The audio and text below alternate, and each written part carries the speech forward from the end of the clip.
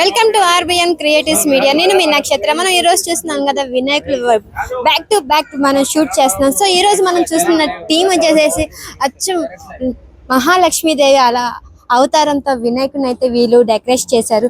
So ఎన్ని years నుంచి వీళ్ళు ఇక్కడ ప్రతిష్ఠిస్తున్నారో, సో ఇంకా ఎన్ని సంవత్సరాలు అయింది, ఈసారి ఎందుకని ఇలాగ మహాలక్ష్మి టీంతో వచ్చారు అని వాళ్ళతోనే అడిగి తెలుసుకుందాం. నమస్కారం అండి. ఎందుకని మహాలక్ష్మి అవతారంలో వినాయకుడిని పెట్టారు మీరు? కొత్త కాన్సెప్ట్ అనుకున్నాం మేము, ఒక మహాలక్ష్మి అనేది.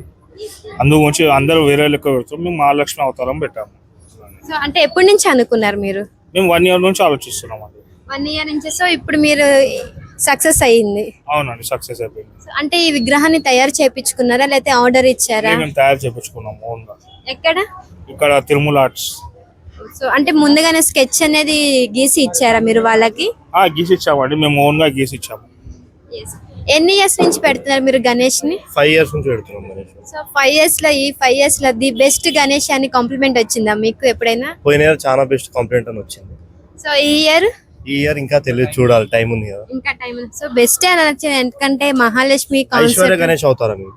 ఐశ్వర్య గణేష్.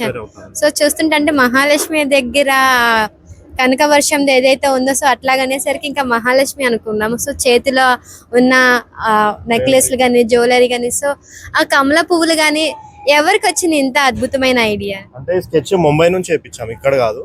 ముంబై నుంచి ఒక అతను ఉంటాడు, మేము చెప్పినాం ఆయనకి ఈ అవతారం అంటే ఆయన ఈ అవతారం స్కెచ్ 2-3 వెరైటీ వేసి మాకు చూస్తే మేము లాస్ట్ ఫైనల్ చేసుకున్నాం. మీ సంఘానికి ఏం పేరు పెట్టుకున్నారు మరి? నవయుగ్ గణేష్ అసోసియేషన్. ఎందుకని అదే చూస్ చేసుకున్నారు మీరు?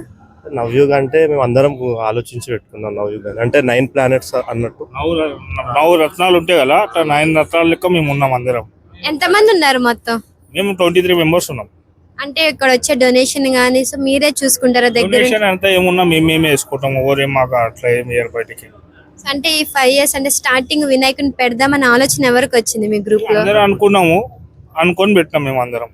సో ఫస్ట్ గణేష్ ఏం పెట్టారు మీరు? ఫస్ట్ ఇయర్ కూడా బాంబే వినాయకుడే ఉండే, ఎలిఫెంట్ అది సింపుల్ రాజా స్టైల్లో ఉండే. అంటే ఎవ్రీడే స్పెషల్ పూజలు ఉంటాయా? పూజలు ఏముండే, ఎవ్రీడే యాక్టివిటీస్ ఉంటాయి, పిల్లలకి గేమ్స్ కానీ డైలీ స్పోర్ట్స్ ఉంటాయి. ఒక్కొక్క రోజు ఒక్కొక్క యాక్టివిటీస్ ఉంటాయి. మరి ఈ రోజు ఏం చేశారు? ఈ రోజు క్యారమ్ బోర్డు కాంపిటీషన్ ఉండే. విన్నర్స్ కి ఏమి లడ్డు ఇస్తున్నారా? లాస్ట్ డే ఉంటుంది. విన్నర్స్ కి పిల్లలకి గిఫ్ట్స్, బుక్స్ అలాంటి అన్ని ఇస్తాం.